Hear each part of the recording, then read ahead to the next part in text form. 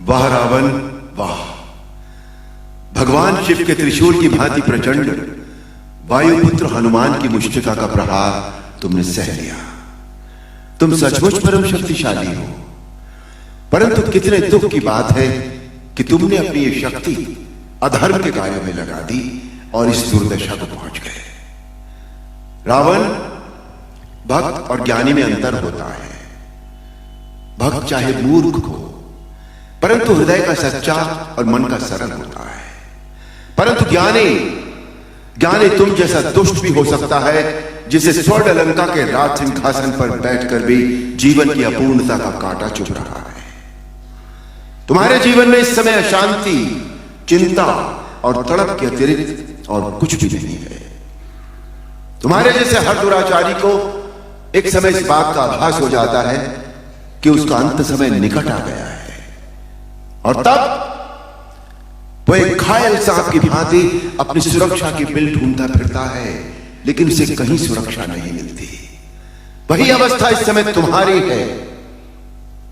तुम्हारे पाप कर्मों के विष के प्रभाव ने तुम्हारे मन की शांति को जला दिया है, और तुम उस पाप के विषैले कांटे की चुभन को छुपाने के लिए ऊंची ऊंची आवाज में बड़ी बड़ी डींगे मार रहे हो, जिन्हें तुम्हारा अपना मन भी सच नहीं मानता।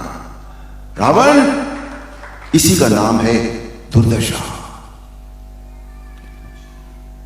रावण, युद्ध जीतने के लिए धर्म और आध्यात्मिक शक्ति की आवश्यकता होती है। पाशविक बल और अस्त्र शस्त्रों की गिनती से युद्ध नहीं जीते जाते। तुमने एक समय लक्ष्मण से कहा था कि तुम्हारे यहां कोई नीति,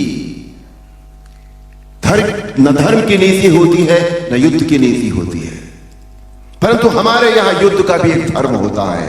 हम निहत्थे शस्त्रहीन शत्रु पर कभी वार नहीं करते। यह है रघुवंशियों की वीरता।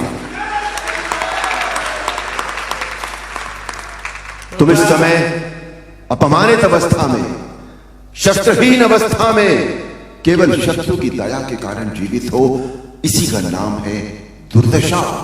अब जाओ, कल फिर शस्त्र लेकर आना,